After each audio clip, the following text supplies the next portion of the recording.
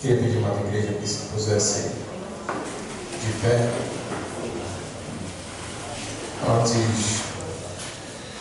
de a gente iniciar, quero agradecer a Deus pela oportunidade na qual Deus Ele tem me dado de estar aqui nesta noite. Quero pedir à amada igreja para abrir a nossa Bíblia, a primeira carta do apóstolo Paulo aos Coríntios.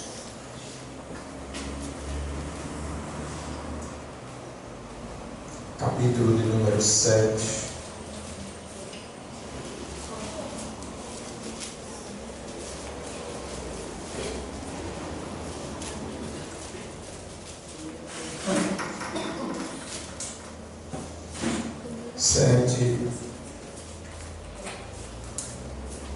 E o versículo de número 22, seguindo essa leitura.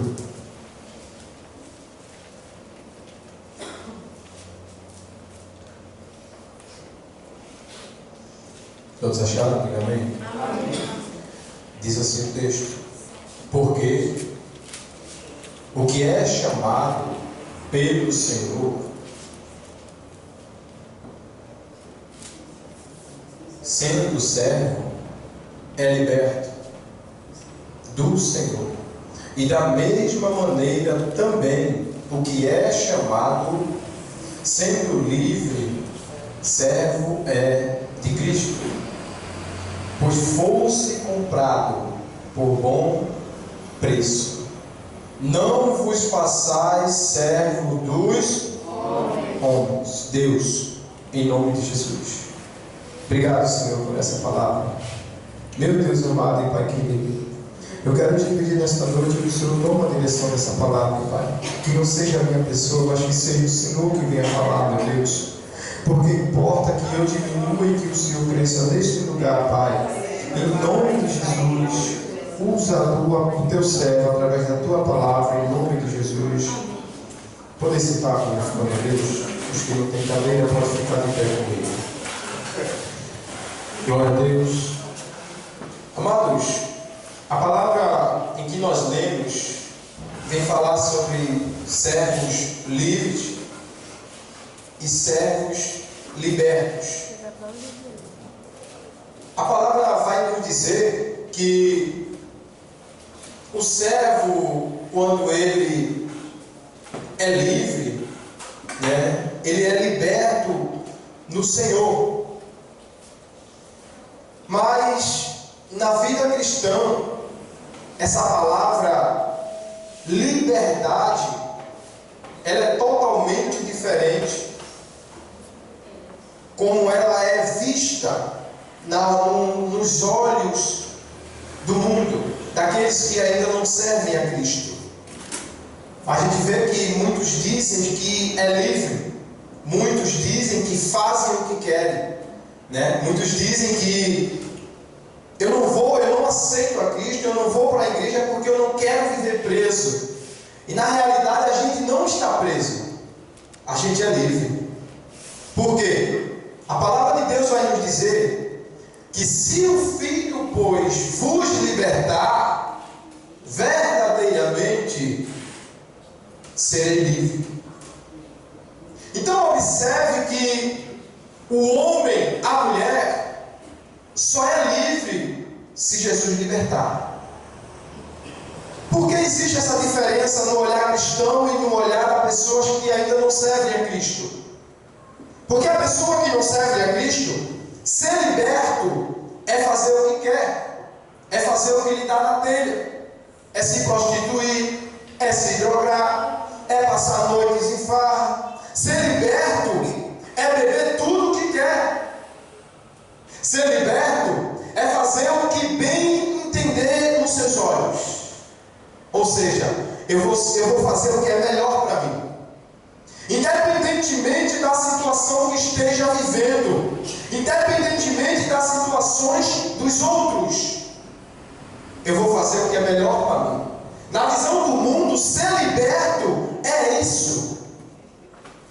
Deixa eu te dizer uma coisa.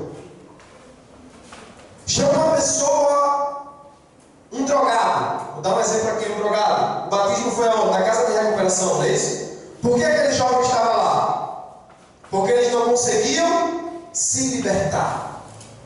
Aí eu te pergunto, isso é liberdade? Isso é escravidão.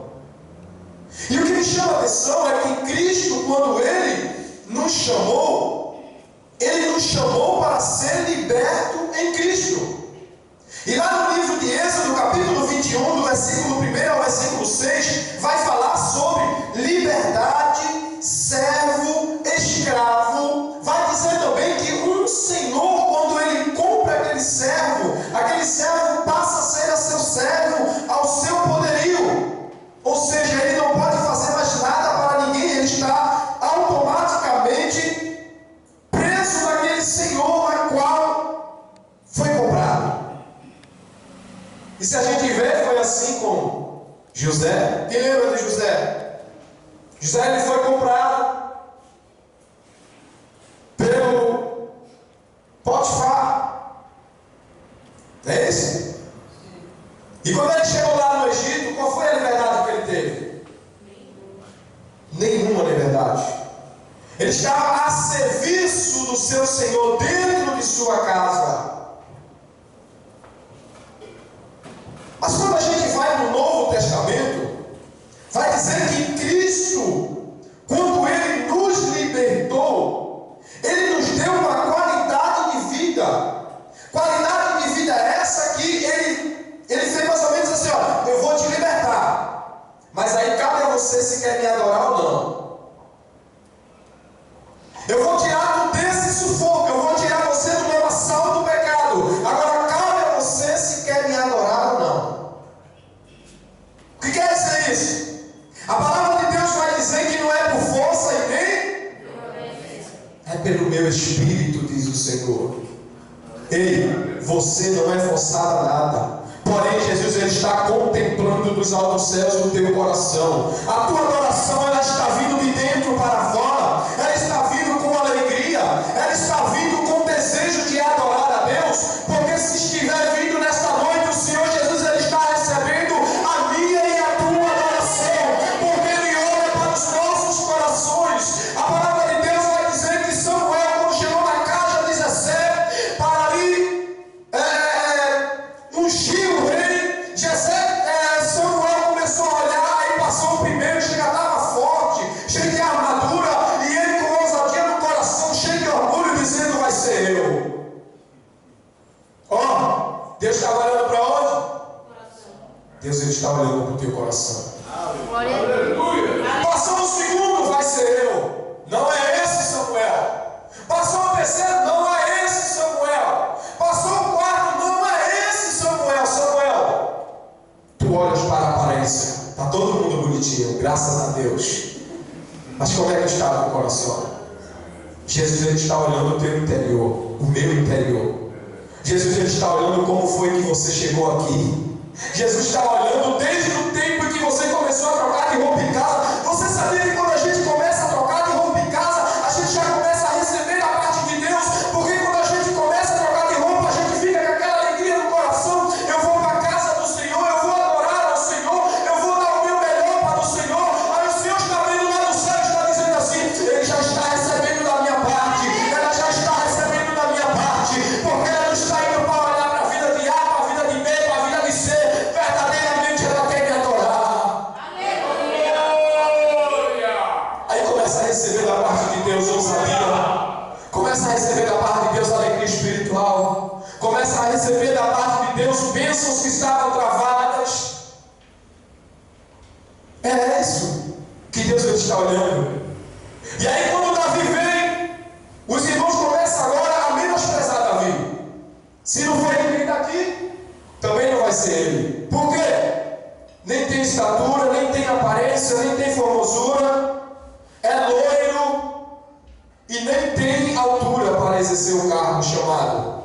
Mas quando Davi bota o pé na porta, que bota o pé esquerdo, que Samuel olha a Deus e diz: é ele, ungiu, porque eu tenho escolhido. Deixa eu te dizer uma coisa: pode o mundo te humilhar, pode o mundo te desprezar, mas não sou eu, é a palavra que está dizendo. Deus está dizendo: eu te escolhi. Eu te escolhi. E E te dei o nome porque tu és meu, diz o Senhor Jesus. Louvado seja Deus. Querido, na lei romana, um escravo, ele era considerado como uma pessoa possuída por outra pessoa sem nenhum direito, ou seja, sem direito a nada. Mas a Bíblia afirma que a pessoa salva é alguém que foi liberto da condenação eterna. Lá no livro de João, capítulo 8, abra a tua Bíblia aí. O Evangelho escrito por João, capítulo de número 8, e o versículo de número 36.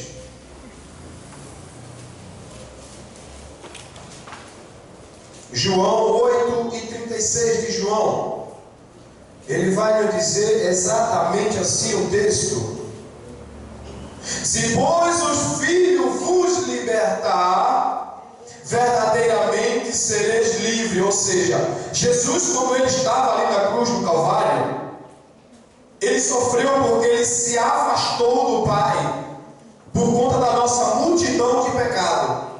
Mas a partir do momento que ele sofre se afastando do Pai, ele está tirando de nós todo o pecado, tudo aquilo que desagrada a Deus. Ou seja, ele estava fazendo uma forma de uma nova, ele fez uma nova aliança entre o povo e Deus. Porque essa aliança ela havia se rompido com o pecado original. O que é o pecado original? É o pecado de Adão e Eva, o primeiro pecado. Esse é o pecado original. Inclusive a nossa lição de amanhã está falando sobre isso, sobre o batismo, sobre o pecado. E o texto vai dizer que Jesus, quando ele nos libertou, aí vai dizer que verdadeiramente sereis livres. Você é livre. Você é livre nessa noite. No Antigo Testamento, as pessoas traziam cordeiro ao altar, ao sumo sacerdote, para que ele apresentasse uma vez por ano a Deus, para que Deus viesse perdoar o pecado do povo. Mas quando Jesus ele veio, ele estava dizendo mais ou menos assim, em outras palavras, tá? Vocês não precisam mais de trazer oferta. Aonde você estiver, você pode entrar na presença de Deus. Por quê? A palavra de Deus vai dizer que os olhos do Senhor estão nos quatro cantos da terra, contemplando os bons e os maus pensamentos. Se você está em casa, você pode adorar. Se está na rua, pode adorar. Se está vindo para a igreja, pode adorar. Se está no trabalho, pode adorar. Se está lavando o prato, pode adorar. Por quê? Porque você é livre. Não existe mais aquela barreira que existia para se chegar até Deus. Só tem um porém. Não é de todo jeito. Não é de toda maneira. Pinta e borda durante o dia todo e à noite vir para a igreja. E aí? Como é que fica a situação? Fica complicado, né? Porque a palavra de Deus vai dizer que quem é santo e quem é sujo. Tem gente que se suja e não quer se limpar, né? Não é isso? Mas deixa eu te dizer uma coisa. Esse templo, essa casa, ela funciona como uma oficina de Jeová. O que é uma oficina de Jeová? Por essas portas passa todo tipo de crente, todo tipo de pessoas. Pessoas com mágoas, pessoas com raiva, pessoas enfermas, pessoas leprosas. Por que pessoas leprosas? Leprosas porque a maldade já contagiou a pessoa e a pessoa não consegue mais perdoar, não consegue mais amar, e aí se torna uma pessoa paralítica espiritualmente que não consegue ir para frente. E aí quando passa por essas portas, chega aqui dentro, o que é que Jesus faz? conserta o crente. Ele confronta a cada um de nós. Irmão, a melhor coisa é ser confrontado. Você sabia disso? Você sabia que a melhor coisa é você ser confrontado com a palavra? Tem gente que só quer receber elogios, não é isso? Mas a melhor coisa é o confronto. Por quê? Porque é no confronto onde Deus vai mostrar onde a gente está errando. Se não houver confronto, está tudo bem. Você está no caminho certo. Mas quando tem o confronto, é a melhor coisa. Porque o confronto vai mostrar a nós: eu estou errando nisso, eu preciso melhorar naquilo. Por quê? Porque a palavra foi sobre isso, então eu preciso melhorar nisso. Tem algo na minha vida que eu preciso de melhorar. E aí, o crente ele sai daqui e ele vai para onde? Para os pés do Senhor. Isso é, se verdadeiramente querer ir para o céu. Porque aqueles que não querem não estão nem aí. Chega aqui só para bater cartão, né? Como se fosse uma empresa. Eu vou porque eu tenho que ir. E não é assim, igreja. Imagine se Jesus fosse para a cruz do Calvário, se ele tivesse que ir, se ele fosse forçado. Imagina o que seria de nós. Então, se ele nos libertou, a ele a honra, a ele a glória, a ele todo o poder, porque ele é merecedor de toda a honra, de toda a glória e de todo o poder. Então, a gente vê que Jesus Cristo, ele tornou-se, ele tornou nós, mas ele tornou servo da soberania da vontade de Deus. A gente vai ver como Paulo ele salta a igreja de Roma, lá em 1 Romanos, lá no livro de Romanos, livro de Romanos, capítulo 1, versículo de número 1, veja lá, vai dizer assim, olha: Paulo, servo de Jesus Cristo. O que quer dizer isso?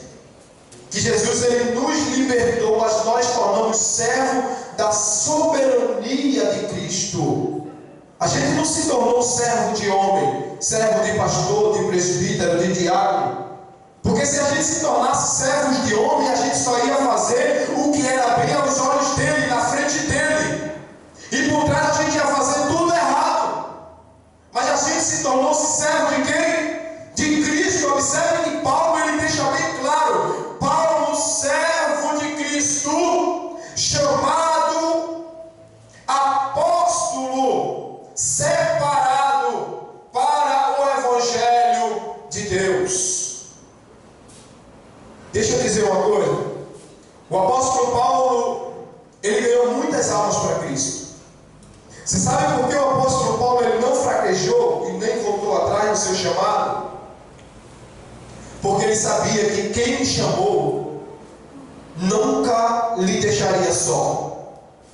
Às vezes a gente volta atrás na nossa palavra, no nosso chamado, porque às vezes a gente fica com aquele pensamento negativo: será que é isso mesmo que Deus quer para mim? Será que é isso mesmo o meu chamado? Deixa eu te dizer uma coisa: você não é chamado só para estar entre quatro paredes. Nós somos chamados para fazer a diferença, para ganhar almas para Cristo. O que me alegra, meus amados, lá no livro de Lucas, é que Jesus Cristo ele vai nos contar uma parábola que diz assim que há uma festa no céu por um pecador que se arrepende. Você sabe a alegria de um cristão que promove uma festa no céu? Já ouviram aquele hino que fala: irmão, você sabe o valor que tem uma alma? Já cantaram esse hino?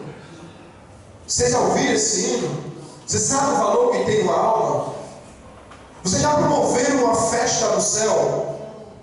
Como é que se promove uma festa no céu? Ganhando almas para Cristo. Por isso que o apóstolo Paulo ele não retrocedeu, porque o chamado dele era para ganhar almas para Cristo. E para ganhar alma para Cristo não tem que ser de todo jeito. Tá? Por quê? Porque ovelha, se você for pegar ela de qualquer jeito, ela corre. Tem que ter um manejo, tem que ter a sabedoria. E essa sabedoria não vem de pastor, não vem de presbítero, não vem de auxiliar, não vem de curso, não vem de... Essa sabedoria, ela vem de Deus. E quando a gente começa a buscar essa sabedoria de Deus, a gente começa agora a descer. Como Deus disse a Jeremias: Jeremias, tu vê como é que esse homem ele faz com o barro, Jeremias? Jeremias disse: sim, Senhor, eu vejo. Ele pega o barro, ele faz ali o vaso, depois ele vê que não ficou do jeito que ele queria, Jeremias. Aí ele pega aquele barro, aquele vaso, ele quebra aquele vaso e faz de novo, Jeremias. E aí Jeremias começa a entender que Deus ele faz conosco do jeito que ele quer quando a gente começa a descer. Por isso que Deus disse: Jeremias, desce até a casa do oleiro. Quando Deus disse isso, Deus estava dizendo: ei, para fazer a minha obra não é de qualquer jeito, não é de qualquer maneira. O apóstolo Paulo ele fala lá em carta aos Efésios: por essa causa me ponho de joelhos. Sabe o que é que ele estava dizendo? De joelho é melhor, de joelho é melhor, de joelho é melhor, de joelho é melhor, de joelho é melhor. Não adianta a gente querer ir em pé, não adianta a gente querer correr, não adianta a gente querer ir da nossa maneira, porque tem que ser do jeito e da maneira que Deus quer. Bendito seja o nome de Jesus. Veja lá no livro de João, João capítulo 3, e o versículo de número 3.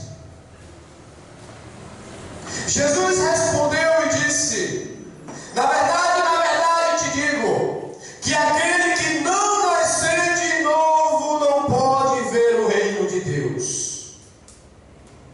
Aí Nicodemos começa agora a indagar a Jesus: Jesus, como é que eu vou nascer de novo, Jesus? Porventura, eu tenho que voltar para o ventre da minha mãe?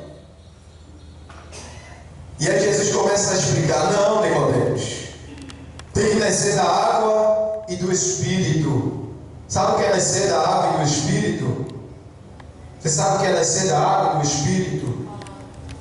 É uma nova pessoa, é uma nova vida. Eu não vou pecar mais. Não vai, porque a gente é pecador. A palavra de Deus diz que aquele que disser que não tem pecado torna-se mentiroso. Mas vem lá no livro de Salmos 51, livro dos Salmos,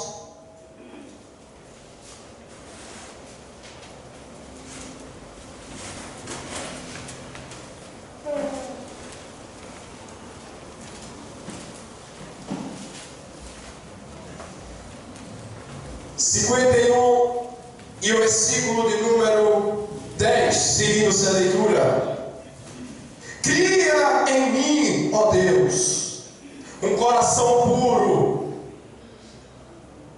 e renova em mim um espírito reto.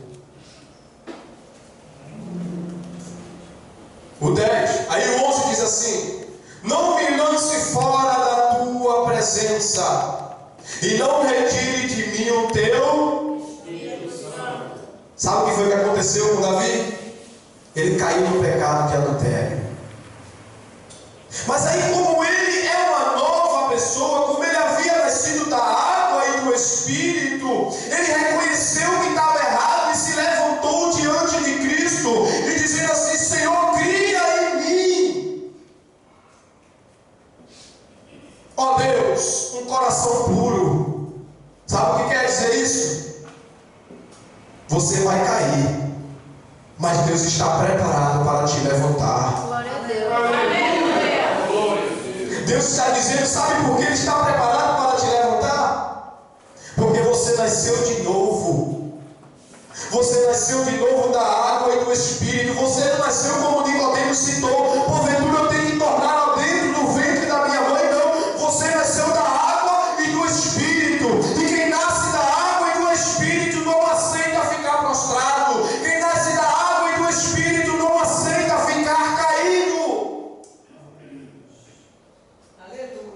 desejo dessas pessoas, o desejo de quem nasce da água e do Espírito é de se levantar, é de estar de pé, é de estar fazendo o seu chamado, é de estar fazendo aquilo que Deus quer.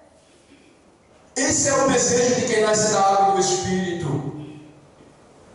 Sabe por quê? Quando Jesus ele foi se batizar, João disse: eu não sou digno de te batizar, Jesus. Jesus disse: você vai me batizar porque tem que se cumprir. E aí quando João começa a batizar, que a pessoa desce, a pessoa morre para o mundo, e quando sobe, ela ressuscita para Cristo. É por isso que a gente tem uma nova data de nascimento quando a gente se batiza. Deixa eu dizer uma coisa. A Bíblia diz que o justo cairá 1, 2, 3, 4, 5, 6, 7 vezes. Os 7 dias da semana. Aí depois diz assim: mas todas elas eu coloco ela de pé. Jesus falando. Deus ele está preparado para nos colocar de pé. Deus ele está preparado para nos fazer a voltar ao caminho. Porque tem muita gente que no decorrer do mês, eu não sei o que acontece, mas abandona Cristo por tão mesquita coisa. Esquece que o mesmo Deus que abençoou é o mesmo Deus que vai salvar. Lembra dos 10 leprosos? Quando Jesus disse: olha, vai e mostra-te ao sacerdote. Quando chega no caminho, todos foram curados no meio do caminho. Mas quando um voltou para agradecer, Jesus disse: cadê os 9? Ou seja, é bênçãos materiais. Não foram 10 que foram curados, só um voltou para agradecer. A ti eu te digo, a tua fé te salvou. Os 9 receberam bênçãos materiais, coisas terrenas, mas aquele que voltou, ele recebeu a bênção espiritual. Ele recebeu uma nova morada na Nova Jerusalém. E é esse o nosso propósito, de ter uma morada na Nova Jerusalém celestial, porque é esse o propósito de Cristo. Lá em João ele vai dizer assim: não se turbe o vosso coração, crede em Deus, mas crede também em mim, porque na casa de meu Pai há muitas moradas, a sua está lá esperando. Lute, porque quem prometeu é fiel para cumprir. Eu agradeço a oportunidade em nome de Jesus. Passa a direção para que a gente